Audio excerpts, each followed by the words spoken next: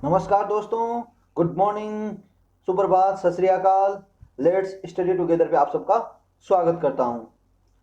चलो हम अपने दिन की शुरुआत करते हैं एक नई स्पिरिट के साथ, एक नए जोश के साथ। तो आज हम देखेंगे 11 जुलाई 2020 के करंट अफेयर्स। और हाँ, आज हमने थोड़ा सा अपना पैटर्न चेंज कर दिया गया है। इसमें क्या करेंगे, हम करंट अफेयर्स देखने के बाद साथ साथ में उनके इंपॉर्टेंट क्वेश्चन भी देखेंगे। हाँ, जैसे ही हमने आज करंट अफेयर्स चेक कर लिया तो उस करंट अफेयर्स के साथ ही उसका इंपॉर्टेंट क्वेश्चन क्या बन सकता है किसी भी एग्जाम की तरीके से, वो भी हम साथ साथ देखेंगे। तो जैसा कि हमारा पैटर्न है, सबसे पहले तो हम अपने जो मोटिवेशनल कोट है उसकी तरफ बढ़ते हैं। तो मोटिवेशनल कोट है, we need to accept that we won't always make the right decision, that we will screw up royally sometimes. Understanding that failure is not the opposite of success, it's a part of success. ठीक है। तो हमें ये नहीं समझना चाहिए कि हम हमेशा ही सही डिसीजन लेते हैं। हमारे डिसीजन कभी कभी गलत भी हो सकते हैं, क्योंकि जो काम करता है ना उससे गलती होती है, जो काम नहीं करता है ना उससे कोई गलती नहीं होती।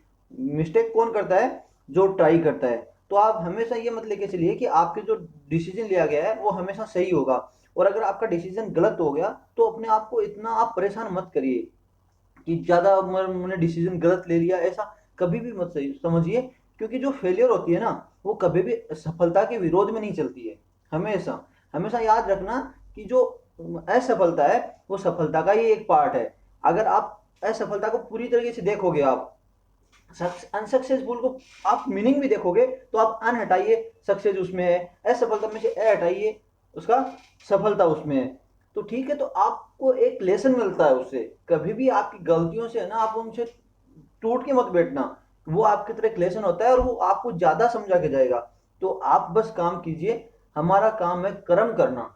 जैसे भगवान श्री कृष्ण ने कहा था कि कर्म करता चल, फल की चिंता ना कर। उसी तरह हमारा काम है कर्म करना। असफलता और सफलता का हमें नहीं देखना है, हमें अपने एक लक्ष्य को देखना है और उसकी तरफ काम करना है। असफलता मिल सकती है, कभी कभी डिसीजन गलत हो सकता है, लेकिन वो अगर डिसीजन गलत हुआ है तो आपको एक अनुभव देके जाएगा। तो एक नए जोश के साथ अगर कोई आपको असफलता मिली है तो उससे दुगने जोश के साथ आप राइट डायरेक्शन में राइट डिसीजन लेके आगे चल सकते हो। तो चलिए आज हम देखते हैं आज की न्यूज। आज है वर्ल्ड पॉपुलेशन डे, जो कि 11 जुलाई को मनाया जाता है।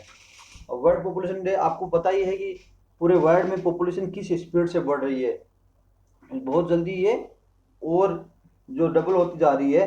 तो वर्ल्ड पॉपुलेशन डे किस लिए मनाया जाता है? To raise awareness of global population issue, जो भी पॉपुलेशन इश्यू है। क्योंकि एक हमें लाखों साल लगे थे 1 मिलियन जो पॉपुलेशन पहुंचने में, लेकिन मिलियन को बिलियन में कन्वर्ट होते समय बिल्कुल नहीं लगा। क्योंकि 1850 तक तो इतनी जनसंख्या नहीं थी, लेकिन ये जो 1921 20वीं शताब्दी में जनसंख्या बहुत दुगनी हो रही है ना।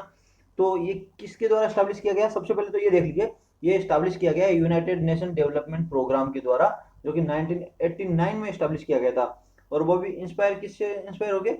जो पब्लिक इंटरेस्ट है किसके लिए कि 5 बिलियन डे था। कब? 11 जुलाई 1987 के लगभग 5 बिलियन जो जनसंख्या हो गई थी। तो आप सोचिए 11 जुलाई 1987 और आज कितना साल हुआ होगा? लगभग 40 साल ही हुआ है। तो आज 2 बिलियन जनसंख्या और जुड़ चुकी है। आज सात कितना हो गया? 7 बिलियन से ऊपर जनसंख्या है। तो आप खुद सोचिए 40 साल में 7 बिलियन, मतलब 2 बिलियन जनसंख्या का जुड़ना। तो ये एक अवेयरनेस का टॉपिक है। तो इसमें अभी क्या ज़्यादा मोस्ट इम्पोर्टेंट है कि अवेयरनेस में तो सबसे ज़्यादा मोस्ट इम्पोर्टेंट है फैमिली प्लानिंग होना चाहिए। ये नहीं है कि हम पुराने जो अपने पुराने रीति रिवाजों के अनुसार कि एक घर में हम चार चार पांच पांच बच्चे बच्चे पैदा करें। नहीं, ये हमें सोचना है कि फैमिली प्लानिंग होना बहुत ज़रूरी है। हम दो हमारे दो, सबसे ज़्यादा मोस्ट इम्पोर्टेंट है हम दो हमारे दो वाला फॉर्मूला। अगर हम दो हैं तो हमारे पीछे दो ही होने चाहिए, जिससे आपका एक फैमिली भी खुश रहती है। एक एक्स्ट्रा बर्डन नहीं आएगा बच्चों को। एक जब भी कोई फैमिली होती है ना तो उस पर जब कमाने वाला होता है उस पर बर्डन होता है बच्चों का। रियली वैसे हम अगर वो कहेंगे कि बच्चे का किस तरह बर्डन, लेकिन आप खुद बताइए जो गरीब परिवार है उनको देखिए, जिनके 10-10 बच्चे हैं तो उनका क्या है, आर्थिक स्थिति कभी ऊपर ही नहीं आ पाती है। तो एक ये इकोनॉमी में भी बहुत बड़ा असर पड़ता है परिवार की, देश की। तो हमेशा फैमिली प्लानिंग के चलना है। फिर जेंडर इक्वलिटी कि महिलाओं और पुरुषों में समान व्यवहार होना चाहिए, कोई भेदभाव नहीं होना चाहिए। पॉवर्टी हो गया, जो गरीबी हो गई, मेटरनल हेल्थ हो गई, जो माताओं की हेल्थ हो गई, एंड ह्यूमन राइट्स। तो ये मेन टॉपिक्स है अवेयरनेस के। आज वर्ल्ड पॉपुलेशन डे थी 2019 में 7.70 बिलियन, मतलब 7 अरब 70 करोड़ के लगभग जनसंख्या 2019 में थी। अब अकॉर्डिंग टू रिसर्च, जो अभी एक रिसर्च किया गया था यूनाइटेड नेशन पॉपुलेशन फंड के द्वारा, ठीक है, तो आप लिख सकते हो यूनाइटेड नेशन पॉपुलेशन फंड के द्वारा रिसर्च में, कि अगर कंट्री लॉकडाउन में 6 महीने वो रह गई तो वो हेल्थ सर्विसेज पे बहुत खराब असर करेंगी। लगभग 47 मिलियन देख लो ना, 4 करोड़ 70 लाख लगभग, क्या है, जो लो एंड मिडिल इनकम कंट्रीज की जो वुमेन्स हैं, वो क्या, जो अच्छे तरह से, जो अच्छी मॉडर्न जो फैसिलिटीज हैं बर्थ कंट्रोल की, वहां तक उनकी पहुंच नहीं होगी, क्योंकि लॉकडाउन होगा, लोग अस्पताल में नहीं जाएंगे, डॉक्टर्स के पास नहीं जाएंगी। तो जो बर्थ कंट्रोल की जो एसेसरीज हैं, उनके पास उन तक उनकी पहुंच नहीं होगी। और इससे क्या होगा कि अनइंटेंडेड प्रेगनेंसी हो जाएंगी लगभग 7 मिलियन। 7 मिलियन मतलब 70 लाख, जो अनइंटेंडेड प्रेगनेंसी मतलब 70 लाख, जो परिवार चाहता ही नहीं था कि हम हमारा बच्चा अभी होने की प्लानिंग है, बच्चा करने की प्लानिंग है, और वो अनइंटेंडेड प्रेगनेंसी को देखा, और 70 लाख लोग हमारी जनसंख्या में जुड़ जाएंगे। तो सबसे एक ये करंट इश्यू है, इसीलिए ये आप लिख सकते हो कि लॉकडाउन का एक जनसंख्या पे भी असर पड़ा है। तो अभी थीम डिसाइड नहीं हुई थी जब हमने देखा था कल तक, लेकिन वो भी यूनाइटेड नेशन इसके द्वारा पॉपुलेशन फंड के द्वारा ये था कि जो ये थीम है वो अराउंड रहेगी health and rights of women and girl. वो किस लिए, क्योंकि जब से लॉकडाउन शुरू हुआ था उसके बाद एक तो ये मैंने बताया, जो लेडीज है उनकी जो हेल्थ है उन पे दुष्प्रभाव है। दूसरा, बहुत सारे आपने देखा होगा कि जो केस निकल के आए, कौन सा, वायलेंस के, वो लेडीज के खिलाफ, गर्ल्स के खिलाफ, बहुत घर में डोमेस्टिक वायलेंस के केस बहुत ज्यादा निकल के आए थे। इसीलिए जो थीम है वो 2020 की जो गर्ल्स एंड वुमेन की हेल्थ के आसपास ही रहेगी।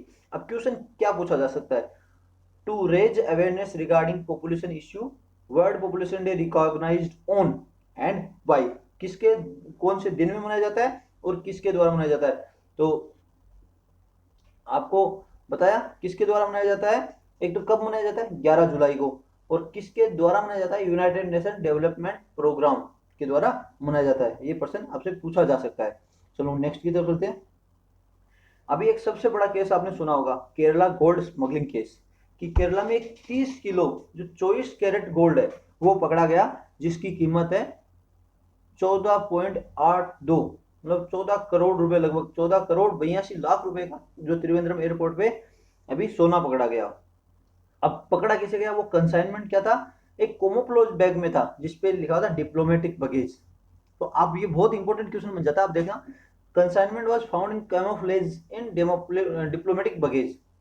जो डिप्लोमेटिक क्या होता है, जब दो देश होते हैं ना, उनकी हर जगह एक दूसरे के देश के अंदर एम्बेसी होती है, तो वो क्या, उनके कागज वागज भेजते हैं एक दूसरे में, अपने भी जो कागज की होते हैं ना कार्रवाई ऑफिस के तो वो होता है डिप्लोमेटिक बगेज। जो जैसे भारत की एम्बेसी है, यूएई का ही केस मान लेते हैं, यूएई का है, तो भारत की एम्बेसी है यूएई में, तो जो भी अपना उनका डॉक्यूमेंट वर्क है यूएई से भारत में जब भेजते हैं ना, तो होता है एक डिप्लोमेटिक बगेज। अब यूएई ने क्या किया, अभी जो इंपॉर्टेंट चीज है वो देखना, यूएई ने क्या किया, उसकी चेकिंग नहीं की वहां पे। कहाँ पे, यूएई में उस बगेज की चेकिंग नहीं की। क्यों चेकिंग नहीं की, क्योंकि वो बगेज एग्जम्प्टेड था, कि उसका इंस्पेक्शन होना जरूरी नहीं है, वो एक गवर्नमेंट बैग है और गवर्नमेंट ऐसा काम करेगी नहीं, क्योंकि ये लिखा हुआ है वियना कन्वेंशन। ठीक है, अब इंपॉर्टेंट क्वेश्चन शुरू हो जाता है, वियना कन्वेंशन क्वेश्चन कैसे पूछा जाएगा एग्जाम में, अभी देखना। तो क्या है, यूएई ने उसको एग्जाम कर दिया गया था, क्योंकि वीआई जो वियना कन्वेंशन था उसमें उसको एग्जाम किया गया था कि आप डिप्लोमेटिक बैग को चेक करने की जरूरत नहीं है, नहीं चेक करोगे। ठीक है, उसमें गवर्नमेंट का जो डॉक्यूमेंट्स होते हैं। अब वियना कन्वेंशन की कौन से कोडिफाइड, जो कौन सा आर्टिकल है उसमें कहाँ लिखा हुआ है, तो कोडिफाइड है आर्टिकल 27 में, जो 1961 का वियना कन्वेंशन, उसमें कि डिप्लोमेटिक रिलेशन है ना, that diplomatic courier have immunity from search, जो कि डिप्लोमेटिक रिलेशन में जो कोई भी डिप्लोमेटिक कुरियर है उसको इम्यूनिटी है सर्च से, उसको सर्च करने की जरूरत नहीं है आपकी। और जो इंडिया में जो कंसाइनमेंट रिसीव हो रहा था वो है सरित पीएस, जो बंदा है उसको रिसीव हो रहा था, जो कि यूएई में एक पब्लिक रिलेशन ऑफिसर के रूप में काम कर चुका है। और वो ऐसे पहले भी मल्टीपल कंसाइनमेंट, इसका मतलब पा चुका है, तो जो बहुत सारे उसने कंसाइनमेंट ऐसे रिसीव किए हैं। तो अभी आगे टर्न क्या आता है, आगे देखना। Smuggling of large quantity of gold into India. जो स्मगलिंग हो रही है, क्योंकि ये गवर्नमेंट का काम नहीं था, उन्होंने बस उस बंदे के नाम पे वो कंसाइनमेंट दे दिया, इसके जो वहां पे काम कर रहा था पब्लिक रिलेशन ऑफिसर, और उसके नाम पे ये कंसाइनमेंट दे दिया कि ये डिप्लोमेटिक बगेज है। तो अब स्मगलिंग का केस क्या बन रहा है, smuggling of a large quantity of gold into India from of शोर, तो दूसरे देश से, थ्रेटनिंग द इकोनॉमिक स्टेबिलिटी। पहला है जो हमारा इकोनॉमिक स्टेबिलिटी है उस पर खतरा, और दूसरा है नेशनल सिक्योरिटी पर खतरा। अब आप सोचोगे कि जो 14 किलो सोना है, नहीं 30 किलो सोना है, 14 करोड़ 87 लाख का या 82 लाख का, वो पहले बात तो इकोनॉमिक स्टेबिलिटी में कैसे इंपैक्ट करता है। तो दोस्त ऐसे जोड़िए कि सोने के आज भाव क्या है, 40,000 रुपए हैं, कुछ भी मान लीजिए, और बाहर से सोना लाया गया जिसका अभी कोई मतलब कस्टम विभाग में कोई एंट्री नहीं है, अगर उसको एक बार बाजार में ले जाएंगे, आज कंट्री की मतलब इकोनॉमिक कंडीशन अच्छी चल रही है, और उसको जो 14 करोड़ का सोना है, अगर आपने मूवी देखी होगी, सनी देओल की मूवी है, उसमें वो क्या है, सोने को ना कोड़ियों के भाव में, मतलब कचरे के भाव में जाके बाजार में बेच देता है, जिससे क्या हो कि पूरी इंडस्ट्री बर्बाद हो जाती है, क्योंकि सोना पूरे जो रेट में होता है ना, सोना गिर जाता है तो लोग खरीद लेते हैं, जो कि क्या है, एक स्टेबिलिटी तोड़ देता है कि सोने के भाव गिर जाएंगे तो सारे लोग खरीद लेंगे, और वो गवर्नमेंट कंट्रोल नहीं कर पाएगी, और गवर्नमेंट को बहुत बड़ा नुकसान होगा, इकोनॉमिक इनस्टेबिलिटी आ जाएगी। तो ऐसे ही अगर 30 किलो सोना, एक बार 30 किलो सोना बहुत होता है, उसको अचानक ले जाके आप बाजार में एकदम बहुत सस्ते दामों में गिरा दो, बेच दो, तो क्या होगा, सोने के भाव बहुत नीचे गिर जाएंगे, जिसको कंट्रोल अचानक नहीं किया जा सकता।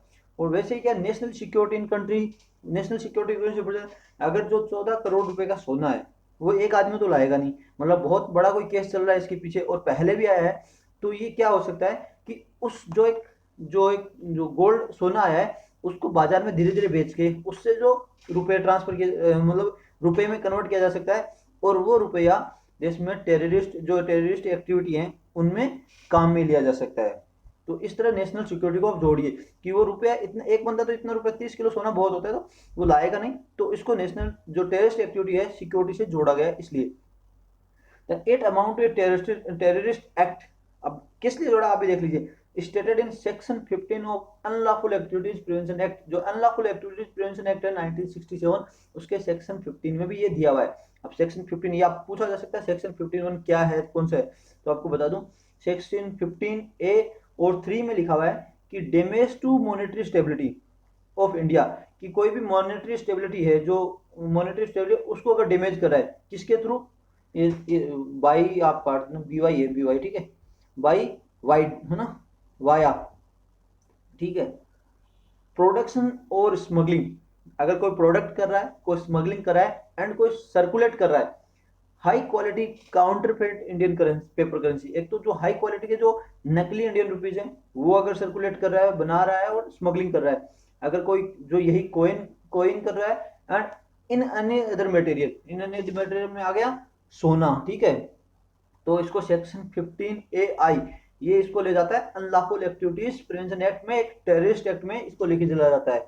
तो आप ऐसे जोड़ना, आपसे ऐसे कोई नहीं पूछेगा गोल्ड स्मगलिंग केस, कोई मतलब आता नहीं है, लेकिन इससे दो दो तीन तीन एक्ट एंड वर्ड जो कन्वेक्शन है ना वो जुड़ा हुआ है, तो इसलिए पर्सन आ सकता है। तो अभी आपसे पर्सन पूछा जा सकता है घुमा के, किसे, ए पार्सल डिनोटिक diplomatic baggage India and on, ठीक है, ये ऑन अमेरिकन एयरपोर्ट, ठीक है, didn't go through security check, why, एक जो पार्सल है उस पर लिखा हुआ है डिप्लोमेटिक बगेज इंडिया, ठीक है, वो अमेरिका के एयरपोर्ट पे सिक्योरिटी चेक से नहीं जाता है, क्यों नहीं जाता है, तो हमने क्या बताया था वो आप देख लीजिए, क्योंकि ये वियना कन्वेंशन के आर्टिकल 27 में लिखा हुआ है, जो 1916 का कन्वेंशन था उसमें है कि डिप्लोमेटिक बगेज आपको सिक्योरिटी चेक करने की जरूरत नहीं है, तो ये ऐसे जाता है, ऐसे क्वेश्चन पूछा जा सकता है। नेक्स्ट क्वेश्चन कैसे पूछा सकता है, नेशनल इन्वेस्टिगेशन एजेंसी जो NIA है उसने स्टार्ट किया है इन्वेस्टिगेशन। एक तो आप खुद सोच सकते हो, नेशनल इन्वेस्टिगेशन एजेंसी जहाँ इन्वॉल्व हो रही है वहां तो मतलब टेररिस्ट एक्ट होना बहुत ज्यादा चांस होते हैं, तो वो इन्वेस्ट करिए, गोल्ड स्मगलर केस है, जो जिसने 30 किलो सोना रिसीव किया था फ्रॉम UAE, ठीक है, यूनाइटेड अरब अमीरात से, अंडर टेररिस्ट एक्ट के तहत उस पर कार्य करिए। तो how NIA relate smuggler as a terrorist, एक स्मगलर कोई भी चोर चोर भी हो सकता है, कोई स्मगलर भी होता है, उसको टेररिस्ट के साथ जोड़ना है। टेररिस्ट का काम अलग है, तो उसको टेररिस्ट के साथ जोड़ रही है। तो कैसे? तो सेक्शन 15A(3) जो है हमारा अनलॉफुल एक्टिविटीज प्रिवेंशन एक्ट 1967 का, वो बताता है कि अगर कोई ऐसा काम भी कर रहा है जो smuggling, circulation of high quality counterfeit Indian paper currency, coin and any other material, वो भी एक टेररिस्ट एक्ट के तहत आता है। तो उसके तहत इस पर कार्रवाई हो रही है, क्योंकि ये टेररिस्ट एक्टिविटी को बढ़ावा दे सकता है। चलो नेक्स्ट न्यूज की तरफ देखते हैं। Last 5 AH-64E Apache attack helicopter to Indian air force handed over by Boeing. जो लास्ट 5 हेलीकॉप्टर थे वो अभी इंडियन एयरफोर्स को हैंडेड ओवर कर दिए गए हैं बोइंग कंपनी के द्वारा। ये बोइंग कंपनी का एक स्टेटमेंट था कि जून में लास्ट बचे हुए 5 भी हैंड ओवर कर दिए। इससे पहले बोइंग ने CH-47FI Chinook heavy lift helicopter भी हैंड ओवर कर दिए थे जो बचे हुए थे। तो अब ये थोड़ा सा इनका एक जो टेक्निकल नाम है AH-64E एंड CH-47F, ये जरूर याद रख लेना। AH-64E है अपाचे हेलीकॉप्टर, और आप याद रख लीजिए ए से शुरू है अपाचे, सी से शुरू है चिनूक, ठीक है।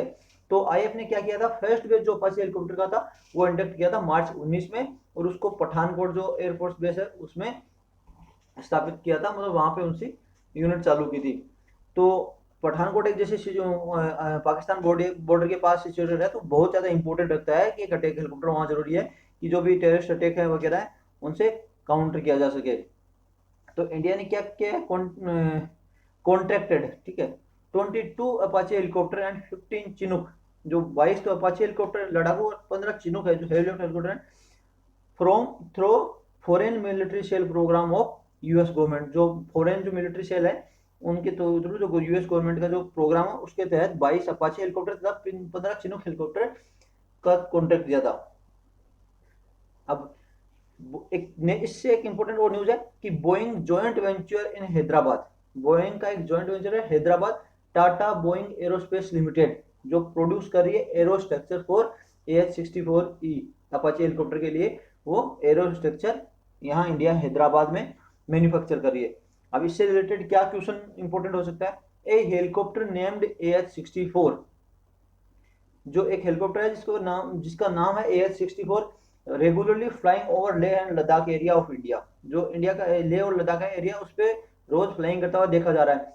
परचेज फ्रॉम विच कंट्री, तो अभी चाइना और इंडिया का टेंशन चल रहा है, और जो लेह लद्दाख एरिया में ये आपको बता दें कि चाइना और इंडिया का टेंशन चल रहा है, और वहाँ पे एक AH-64 हेलीकॉप्टर रेगुलरली फ्लाई कर रहा है। ये डे टू डे न्यूज में भी है कि अभी अपाचे हेलीकॉप्टर रोज की रोज वहाँ पे लेह में फ्लाइंग कर रहा है। तो जो AH-64 हो गया, आपसे वो टेक्निकल नाम में पूछ लिया, अपाचे नाम नहीं दिया गया, परचेज कहाँ से किया गया है, अमेरिका से परचेज किया है।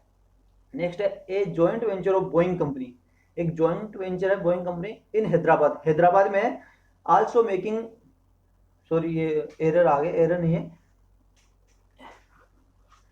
एरो स्ट्रक्चर, ठीक है, एरर नहीं है, एरो स्ट्रक्चर है, AERO arrow structure of Apache, जो अपाचे का एरो स्ट्रक्चर बना रहा है। नेम क्या है उस कंपनी का, तो नेम यहाँ पे Hyderabad Tata Boeing Aerospace limited. आपको तीन कोई रिलायंस कंपनी का नाम दे दिया, किसी और का नाम दे दिया, तो है Tata Boeing Aerospace Limited. Next news है फर्स्ट रीयूजेबल PPE किट, ठीक है, PPE kit in the world with triple viral sealed technology launch by Loyal Textile Mill, ठीक है, याद रख लेना, लॉयल टेक्सटाइल मिल के द्वारा बनाया गया है। रीयूजेबल पे क्या, PPE किट क्या होता है, एक बार यूज किया उसको डिस्पोज कर दो, लेकिन अभी क्या इसको रीयूज किया जा सकता है, वो बनाया गया है लॉयल टेक्सटाइल मिल के द्वारा बनाया गया है। और लॉन्च किसके पार्टनरशिप में किया गया है, HEIQ हिक from Switzerland and Reliance industries in India, जो रिलायंस इंडस्ट्रीज है उसके पार्टनरशिप में बनाया गया है। अब जो फैब्रिक है वो किसके द्वारा प्रोवाइड किया जा रहा है, रिलायंस इंडस्ट्रीज के द्वारा प्रोवाइड किया जा रहा है। फैब्रिक रिलायंस इंडस्ट्रीज प्रोवाइड कराएगी, वो की क्या है, जो बैक्टीरिया ग्रोथ है उसको रोकेगा, ऐसा कपड़ा है कि बैक्टीरिया ग्रोथ नहीं होने देगा है, उसके पास एंटी माइक्रोबियल प्रॉपर्टीज है। और जो फैब्रिक है वो ट्रीट किया जाएगा HEIQ वायरो ब्लॉक एंटीवायरस एफिशिएंसी की सिस्टम है उसके द्वारा उसको ट्रीट किया जाएगा। और उसकी थर्ड लेयर है वो बनेगी एक वायरल बैरियर फिल्म लेमिनेशन होगी, जो कि ताइवान बना के देगा। ठीक है। इस जो ये पीपीई किट है उसको 10 बार धोया जा सकता है, जो इसका फेस मास्क है उसको 25 बार धोया जा सकता है। तो एक छोटी सी न्यूज आप याद रख लेना किसने बनाया और इंडिया का क्या रोल है। तो आप क्वेश्चन किसे बता सकता है, first reusable PPE kit fabricated by Loyal Textile Mill, पूरा दे दिया। Fabric for kit provided by which Indian company, जो फैब्रिक है वो कौन सी इंडियन कंपनी के द्वारा प्रोवाइड किया जा रहा है, तो कौन सा है, रिलायंस इंडस्ट्रीज इंडिया के द्वारा फैब्रिक प्रोवाइड किया जा रहा है। नेक्स्ट न्यूज, ये एक बहुत ही बर्निंग टॉपिक है देखा जाए तो। Annexation of West Bank has been proposed since 1967 after 6 day war. मैं थोड़ा सा शुरू से ही पीछे से ले लिया क्योंकि समझने में आपको दिक्कत ना हो। कि जो वेस्ट बैंक है, इजराइल है, इजराइल में पैलेस्टाइन और इजराइल दो भागों में बटा है। जो ये इलाका है ये है वेस्ट बैंक और ये है गाजा स्ट्रिप। यहाँ पे पैलेस्टाइन का मतलब पैलेस्टाइन लोग रहते हैं और ये पूरा है इजराइल। तो आप पढ़ोगे तो ये तो बहुत बड़ी इसकी हिस्ट्री है कि पहले इजराइल बाहर चले गए थे, फिर वापस इस इजराइल में आए, फिर छोटे छोटे टुकड़ों में उन्होंने इजराइल ने पूरे देश को कैप्चर कर लिया कुछ लोगों ने उनकी यूनिटी के चलते हुए। ठीक है। तो अब ये जो वेस्ट बैंक है इसको इसका अनेक्सेशन की बात चल रही है कि इसको भी इजराइल वाले बस पैलेस्टाइन को हटाएंगे, मतलब कुछ कुछ जगहों में धीरे धीरे और अपने कब्जे में ले लेंगे। तो सबसे पहले जो अनेक्शन में लिया गया था वो था ईस्ट जेरूसलम, जो कि सबसे पहले वेस्ट बैंक से इसको इजराइल ने अपने में अनेक्स कर लिया। अब आते हैं कहानी पे। कहानी क्या थी, जो 10 सितंबर 2019 था उसमें जो इजराइल इलेक्शन होने वाले थे, ये लेजिस्लेशन इलेक्शन है, तो उसमें क्या है, जो नेतन्याहू बेंजामिन है जो वहाँ के जो प्रेसिडेंट प्राइम मिनिस्टर हैं, उन्होंने क्या किया था कि एक प्लान बनाया था कि जो अनेक्सेशन है जॉर्डन वैली, ठीक है, आप जॉर्डन वैली बता लीजिए कि जॉर्डन वैली कैसे है, ये इलाका है जॉर्डन, ठीक है, और यहाँ पे बोला जाता है इसको जॉर्डन वैली। तो इसको अनेक्सेशन करने का प्लान इसने बनाया कि ये अब इलेक्शन होना है तो आपको पता है डेफिनेटली ऐसे कुछ प्लान निकल के आएंगे। तो उन्होंने 10 सितंबर 2019 को ये प्लान दिया था कि हम जॉर्डन वैली को अभी जोड़ेंगे, और 30 जून 2020 को उन्होंने गो हेड अपना जो स्टेट गवर्नमेंट वगैरह मिनिस्ट्री जो उनको बोल दिया कि गो हेड आप थर्ड जो ऑक्यूपाइड वेस्ट बैंक है कि जो वेस्ट बैंक का तीसरा पार्ट आप ऑक्यूपाई कर लीजिए। अभी बात क्या है कि जो बहुत सारे जो फॉरेन लीडर्स हैं उन्होंने बोल दिया है कि जो हम जो डिप्लोमेटिक टाइज है इसराइल के साथ वो तोड़ देंगे अगर इसराइल ऐसा करता है तो उन्होंने धमकी दी। लेकिन इसराइल जो इतना एक छोटा सा मतलब देश था उसने लगभग पूरे देश पे कब्जा कर लिया। तो आप सोच ही सकते हो उसका सब कुछ एडवांस है, उसको शायद धमकी से वो असर भी नहीं पड़ता। डोनाल्ड ट्रंप साहब की तरह वो धमकी नहीं सुनता है। अभी क्या है, वेस्ट बैंक है वो क्या है, डिवाइड करता है एरिया 1, एरिया बी, एरिया सी। जो बड़ा बात है उसमें से वेस्ट बैंक हमने निकाल लिया है। अब इसका area A, area B and area C, तीन भागों में बटा हुआ है। जो एरिया सी है लगभग 60% वेस्ट बैंक एरिया कवर करता है, जो कि ऑल इजरायली सेटलमेंट, वहां पे सारे इजरायली सेटलमेंट हैं। अब एरिया सी कौन सा है, जो आप ब्लू कलर का देख रहे हो ना पूरा जो गहरा कलर का है वो है एरिया सी, और उसी में से एनेक्सेशन करने की बात हो रही है अभी। तो अभी एरिया ए और एरिया बी और एरिया सी में क्या डिस्टिंग्विश आपको बताने के लिए बता रहा हूँ केवल। एरिया ए है extensive delegation of powers of to Palestine, जो ये व्हाइट व्हाइट कलर का है ये एरिया ए है और इसी में एरिया बी है, दोनों यही है। तो इसमें क्या है कि जो सारे के सारे जो पैलेस्टाइन के पास पावर है डेलीगेशन के पास बहुत ज्यादा।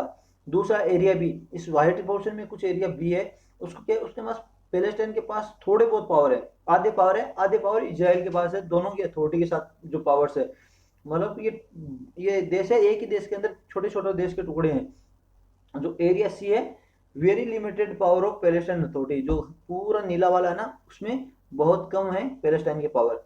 तो अभी क्वेश्चन आपसे क्या पूछा जा सकता है, West Bank area of Palestine and Israel conflict situated near which sea, कौन से समुद्र के पास ये सिचुएटेड है। तो आप अगर देख रहे हो एक लेक टाइप में ही है जो मृत मृत हो चुका है। आप देख रहे हो, आप ये फोटो देख रहे हो ना, इसमें देखिए ये रहा, ये क्या दिख रहा है आपको, डेड सी, ठीक है, जॉर्डन वैली के पास डेड सी में जो मृत सागर है उससे सटा हुआ है।